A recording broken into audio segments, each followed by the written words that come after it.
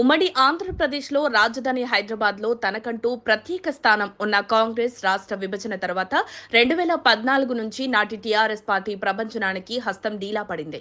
ప్రస్తుతం తెలంగాణలో కాంగ్రెస్ అధికారంలో ఉండటంతో మళ్లీ తిరిగి పూర్వ వైభవం దిశగా ప్రయత్నాలు చేస్తోంది. ఇప్పటికే గ్రేటర్లో జరిగిన సికింద్రాబాద్ కంటోన్మెంట్ జూబ్లీహిల్స్ ఉప ఎన్నికలో కాంగ్రెస్ ఘన విజయం సాధించడంతో ఆ పార్టీ శ్రేణుల్లో సరికొత్త ఉత్సాహం వెల్లివిరుస్తోంది.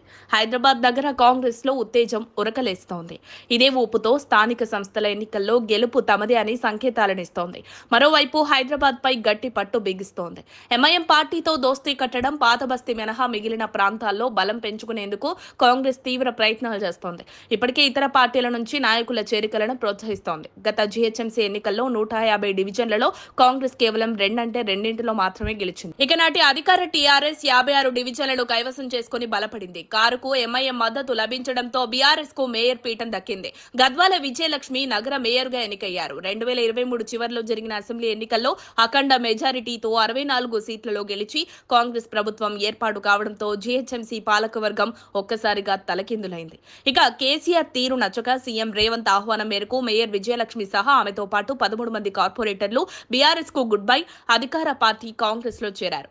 బీజేపీ నుంచి 8 మంది పార్టీ ఫిరాయించారు. మున్సిపల్ ఎన్నికల్లో బీజేపీ 44 డివిజన్లను సొంతం చేసుకుంది. మరోవైపు గత అసెంబ్లీ ఎన్నికల్లో గ్రేటర్ పరిధిలో కాంగ్రెస్ ఒక్క సీటును కూడా గెలుచుకోలేదు. 2024 లోక్సభ ఎన్నికల్లో గ్రేటర్ వ్యాప్తంగా చూస్తే 3 బీజేపీ, 1 మజ్లిస్ గెలుచుకున్నాయి.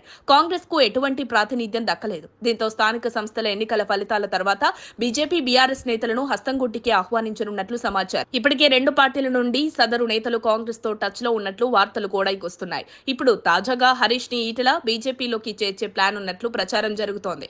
కాంగ్రెస్ ఏమో తలసాని, సబిత, దేవిరెడ్డి, సుధీర్ రెడ్డి, దాసోజు శ్రవణ్, సింగిరెడ్డి సోమశేఖర్ రెడ్డి సహా మరికొందరిని హస్తంగుటికి చేర్చుకునే ప్లాన్ చేస్తున్నారని గాంధీ భవన్ వర్గాల టాక్. ఇదే నిజమైతే భాగ్యనగరంలో హస్తం బలపడ్డం ఖాయమని చెప్పొచ్చు. మరి కాంగ్రెస్ గ్రేటర్ లో పూర్వ వైభవం దిశగా చేస్తున్న ప్రయత్నాలు ఏ మేరకు ఫలిస్తాయో చూడాలంటున్నారు విశ్లేషకులు. మరిన్ని అప్డేట్స్ కోసం మా కాయ్ టీవీని సబ్స్క్రైబ్ చేసుకోండి.